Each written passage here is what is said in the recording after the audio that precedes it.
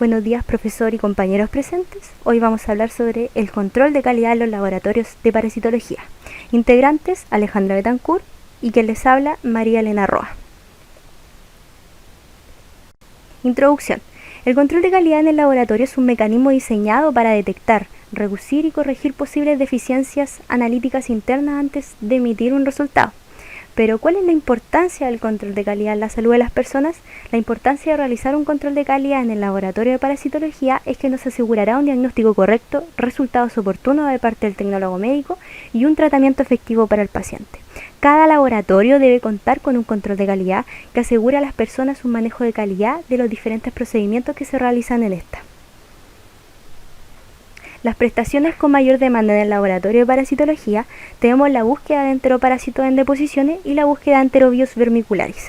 La búsqueda de enteroparásitos en deposiciones tiene como examen el examen parasitológico seriado de deposiciones y las tinciones especiales. Este examen parasitológico seriado de deposiciones tenemos el método de Barrus modificado, el Telemann modificado y la flotación. Y las tinciones especiales, que es el Ciel-Nielsen modificado. Y la búsqueda de enterobios vermicularis tenemos el test de Graham y el escobillado anal, que las dos se utiliza la observación microscópica. Pero, ¿cómo aseguramos la calidad de estas prestaciones? Primero debemos saber qué es calidad, que es el grado en el que un conjunto de características inherentes cumple con los requisitos. Es por esto que, para asegurar la calidad de las prestaciones, se establecen los criterios de calidad y los indicadores de calidad. Los criterios de calidad es la condición que debe cumplir una determinada actividad, actuación o proceso para ser considerada de calidad, es decir, que perseguimos cuál es el objetivo y qué pretendemos teniendo en cuenta lo que deseamos lograr.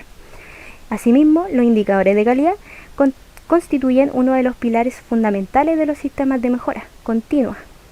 Su creación e implementación impone desafíos metodológicos para asegurar la validez, confiabilidad y utilidad de las mediciones. Estas definiciones se entenderán de mejor manera a medida que avanza esta clase. Control de calidad. Entrando de lleno a este control de calidad, esta se divide en dos: un control de calidad interno y un control de calidad externo. El control de calidad interno tiene por objetivo controlar la variabilidad de los factores que influyen en los resultados mediante la implementación de un programa. En cambio, el control de calidad externo tiene por objetivo detectar desviaciones en los resultados obtenidos, pero no por una implementación de un programa, sino por la participación de un programa. El control de calidad interno, vamos a comenzar hablando de este primero.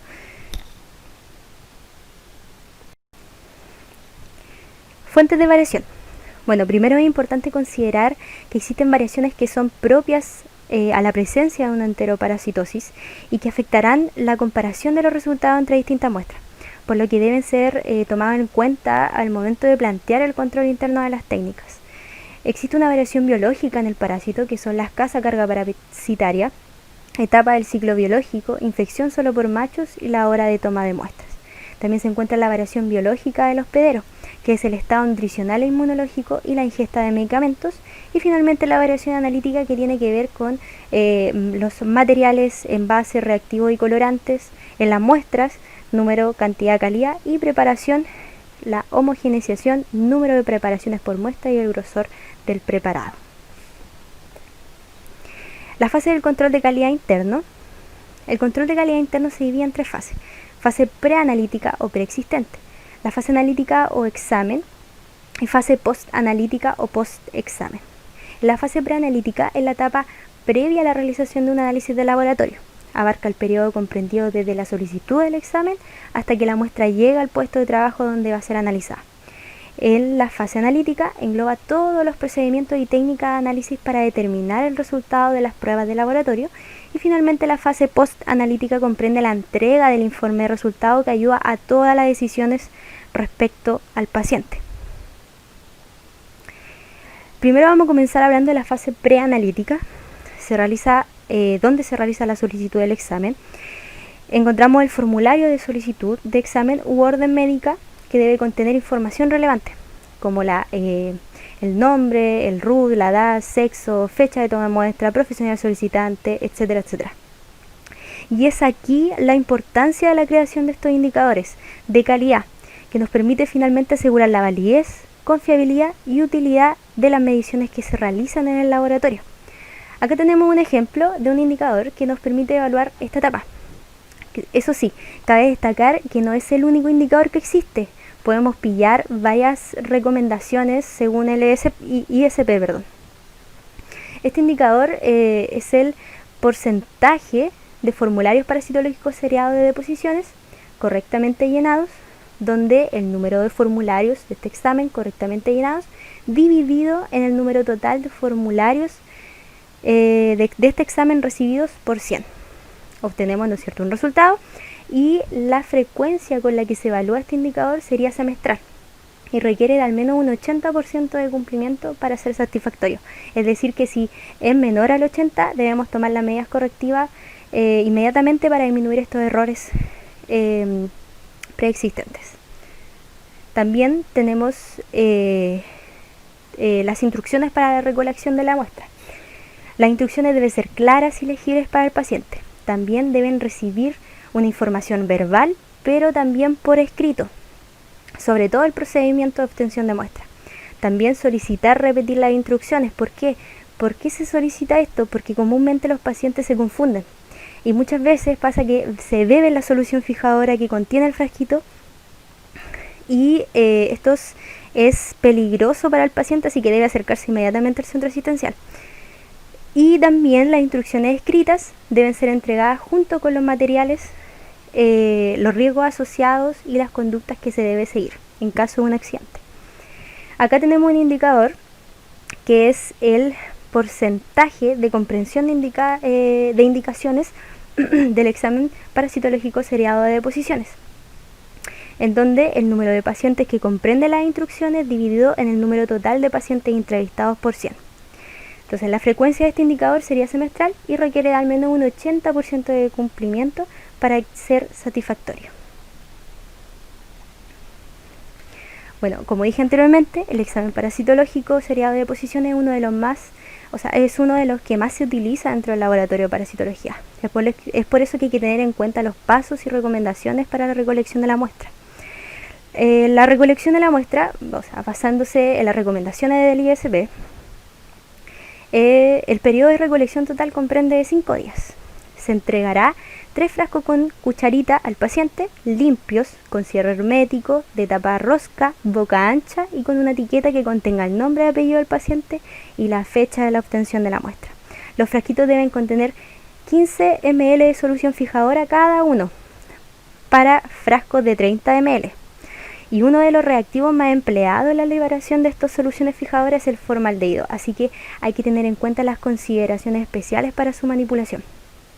Si el frasquito no contiene esta cucharita, se debe entregar al paciente 3 palitos de madera, estos palitos de helado.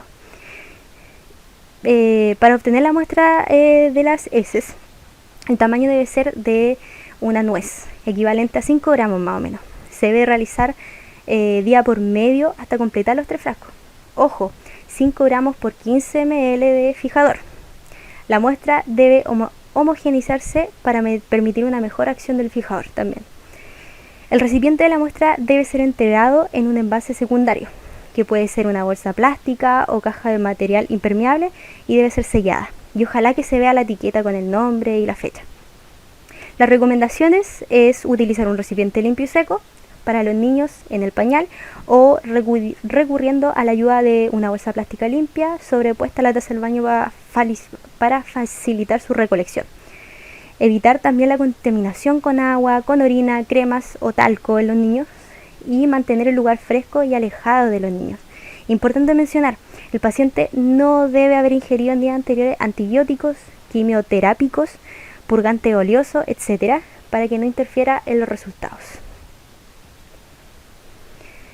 Seguimos la fase preanalítica, donde encontramos también la recolección de la muestra. Bueno, explicado anteriormente, pero existen distintos factores que inciden en la correcta recolección de la muestra. Entre ellos los principales son el tipo de recipiente utilizado, el número de muestras tomadas con respecto a las requeridas, proporción de muestras con respecto al fijador e intervalo de días de la toma de muestra. Uno de los indicadores para evaluar es el porcentaje de muestras aptas, donde el número de muestras aptas dividido en el número total Número de muestras aptas dividido en el número total de muestras recolectadas por 100. Se espera que sea evaluado mensualmente y con un requisito de cumplimiento mayor o igual al 90%. Por otro lado, para la conservación de la muestra y transporte de la muestra debe cumplir con los siguientes criterios: temperatura adecuada, tiempo de procesamiento e integridad tanto durante su conservación como en su transporte. No debe estar derramada y no debe entregarse fuera de plazo. Un indicador para esta etapa es el porcentaje de muestras derramadas, donde el número de muestras derramadas dividido en el número total de muestras recibidas por 100. Sacamos el cálculo y esta se puede medir semestralmente para las muestras derramadas, requiriendo porcentajes no superiores a un 5%. Ojalá. Y también tenemos el transporte de las muestras. Debe ser con el sistema de triple embalaje, es decir, con un recipiente primario, secundario y terciario. El recipiente primario en este caso es el frasquito, que debe ser envuelto con abundante material absorbente, ya que en caso de alguna ruptura o accidente va a absorber todo este material. Luego viene el recipiente secundario, que debe ser impermeable, resistente, debe contener y proteger el recipiente primario. Y finalmente el recipiente terciario, donde se ubican el o los embalajes secundarios. Debe ser rígido o resistente, deberá tener todos los etiquetados correspondientes, como la dirección del trabajo del laboratorio y del que lo recibe, y el símbolo del riesgo infeccioso afuera. Importante eso. También debe contener abundante material de protección para amortiguar golpes u otros daños físicos durante el transporte. Los documentos que acompañan a las muestras clínicas, como es el formulario de solicitud de examen, deben ser introducidos en la bolsa plástica y puestos entre el embalaje secundario y terciario.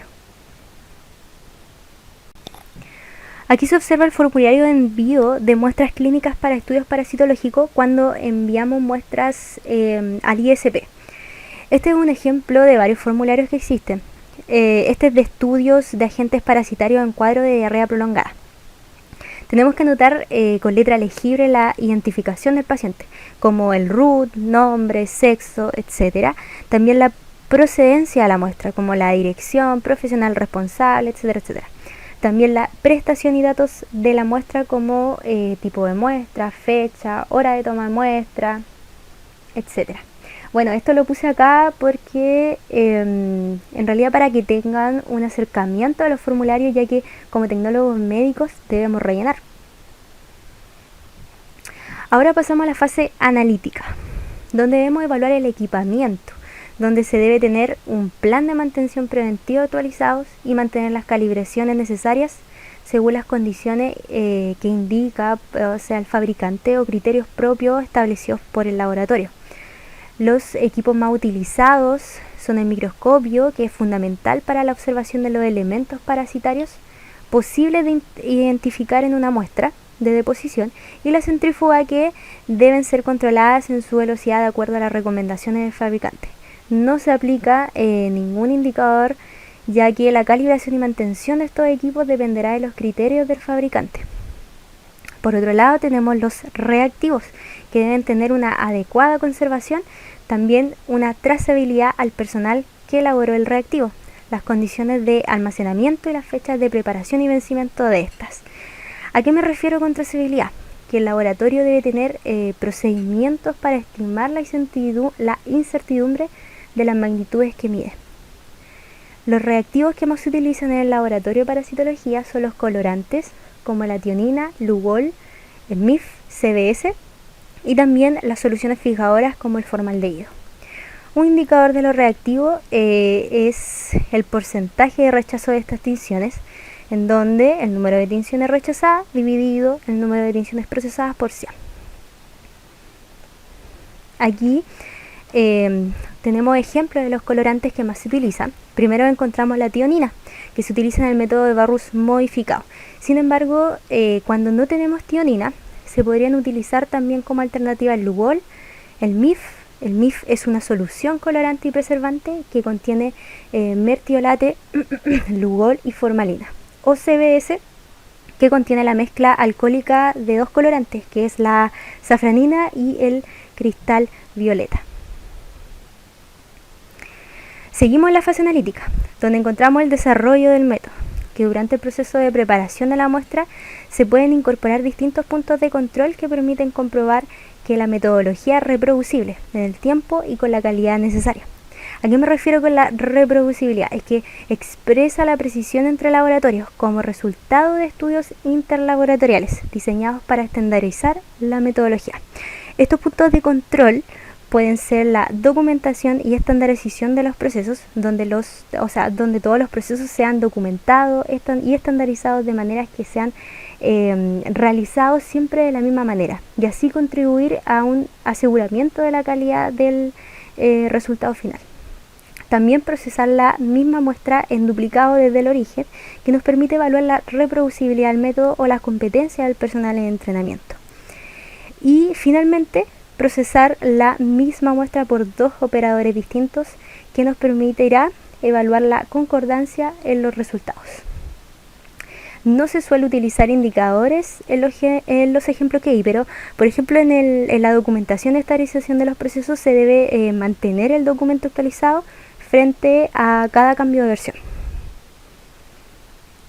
Para otro lado, tenemos la preparación de las láminas, y para lograr una buena observación microscópica es necesario que la preparación en el portaobjeto no quede ni muy gruesa ni muy delgada, y que el número de preparaciones a observar por muestra sea entre 2 y 4 preparados, ya que mientras más preparaciones de la muestra se observen, más aumenta la sensibilidad. Un indicador para esta es el porcentaje de preparaciones de grosor aceptable, en donde el número de preparaciones de grosor aceptable dividido en el número de preparaciones por 100. Obtenemos el resultado. Esto se realiza mensualmente, siendo satisfactorio porcentajes superiores a 90%. Y por último, para la fase analítica se encuentra la observación microscópica, que debe ser empleado por el personal entrenado y con constante capacitación. Es por esto que se debe realizar preparaciones dobles que nos permiten evaluar la capacidad de encontrar e identificar correctamente los elementos presentes en la muestra. También es importante la concordancia interlector, donde más de una persona realice la observación. Además, la incorporación de muestras de referencia en rutinas que nos permite evaluar la concordancia obtenida. También el tiempo de lectura de la observación microscópica, que se recomienda 5 a 6 exámenes por hora por profesional, con un máximo de 20 días, según el MinSal. Y finalmente, el porcentaje de variación entre observadores mediante el gráfico de una forma trimestral. Y un indicador de esto es el porcentaje de concordancia para muestras de referencia, donde el número de elementos correctamente encontrados dividido en el número total de elementos presentes por 100. Sacamos el resultado y dice, se sugiere que no debería ser menor al 50%. Se recomienda realizar este control al menos una vez al mes.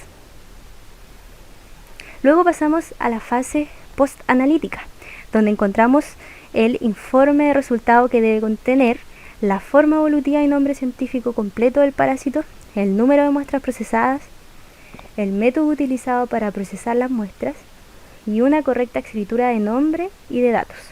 Se debe evaluar si el informe contiene todo lo dicho anteriormente. Y podemos utilizar como indicador el porcentaje de reclamos. Por otro lado, el cumplimiento de los tiempos de respuesta, se debe llevar un control de este cumplimiento del laboratorio con respecto al procesamiento e informe de la muestra. Un indicador de este es el porcentaje de cumplimiento de tiempo de respuesta, donde el número de informes dentro del plazo dividido en el número total de informes de resultado por 100. Sacamos, ¿no es cierto?, el cálculo, y la frecuencia del cálculo debe ser mensual y con un porcentaje de cumplimiento de acuerdo al requisito establecido por cada laboratorio. Así como existe un control de calidad interno, también existe el control de calidad externo, el cual tiene por objetivo detectar desviaciones en los resultados obtenidos en el laboratorio.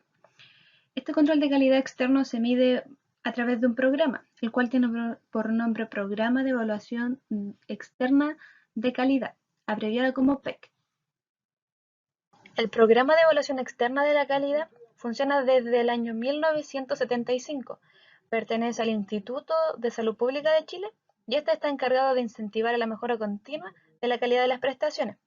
Uno de sus objetivos es promover la calidad analítica, ayudar a identificar los errores y a través de este estimular un mejor desempeño de los participantes.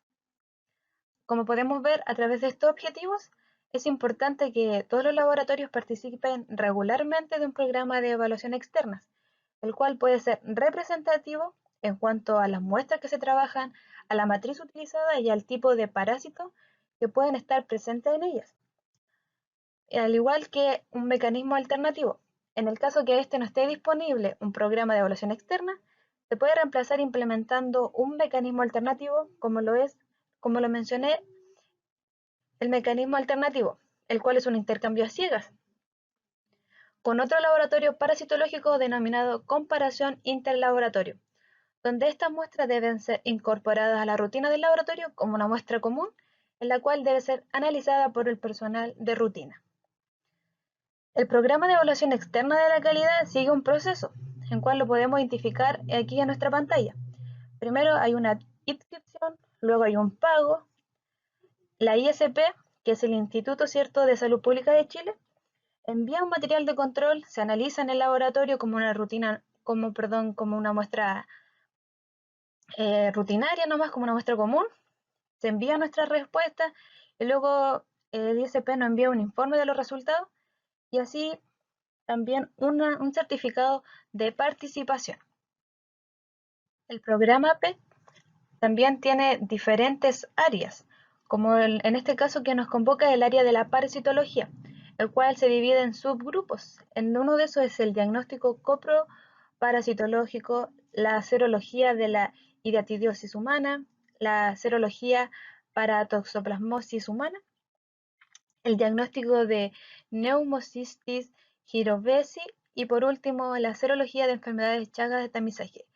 Estos subgrupos están dentro de un programa para que se le pueda realizar un control de calidad externo en el laboratorio.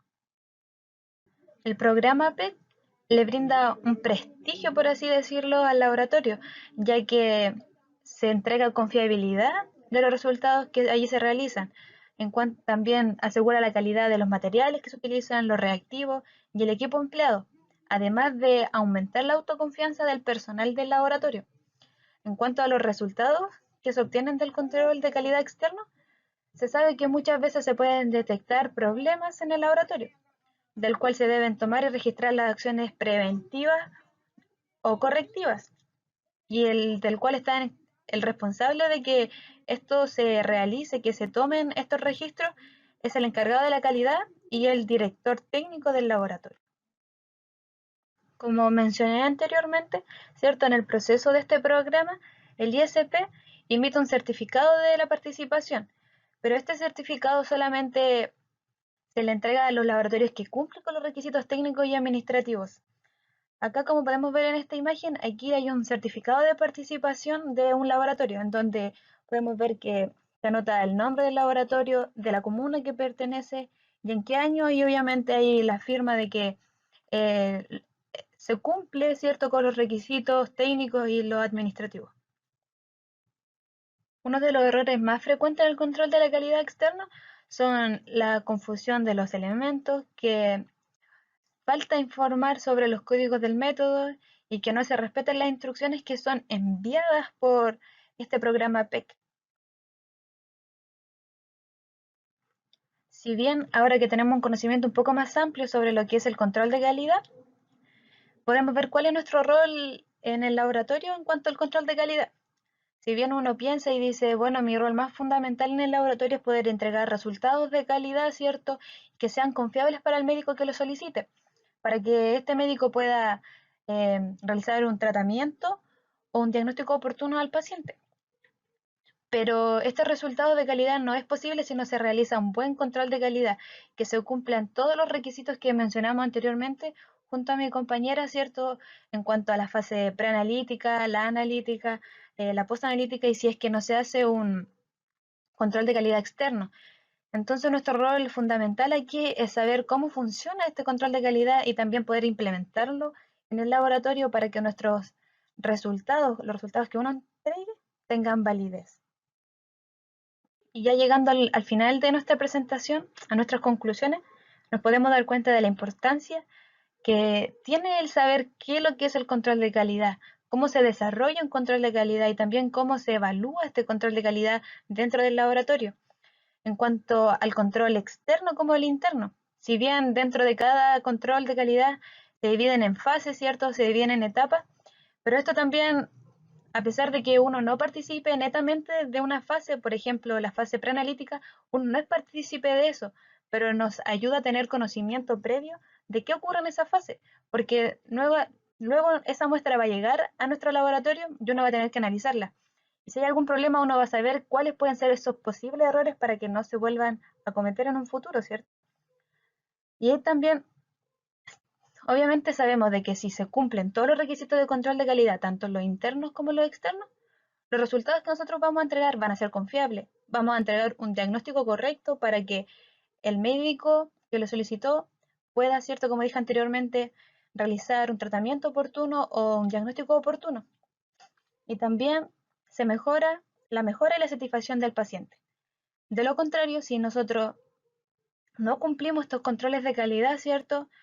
Va a ser todo inverso. Los resultados van a ser erróneos, vamos a entregar un diagnóstico equivocado y los tratamientos obviamente no va a ser oportuno y el paciente se va a sentir insatisfecho con nuestra labor en el laboratorio. Así que debemos ver cuán importante es saber cómo funciona este control de calidad dentro del laboratorio. Aquí dejo nuestra referencia bibliográfica, que fue donde pudimos encontrar información junto a mi compañera. Muchas gracias por su atención, profesor y compañeros.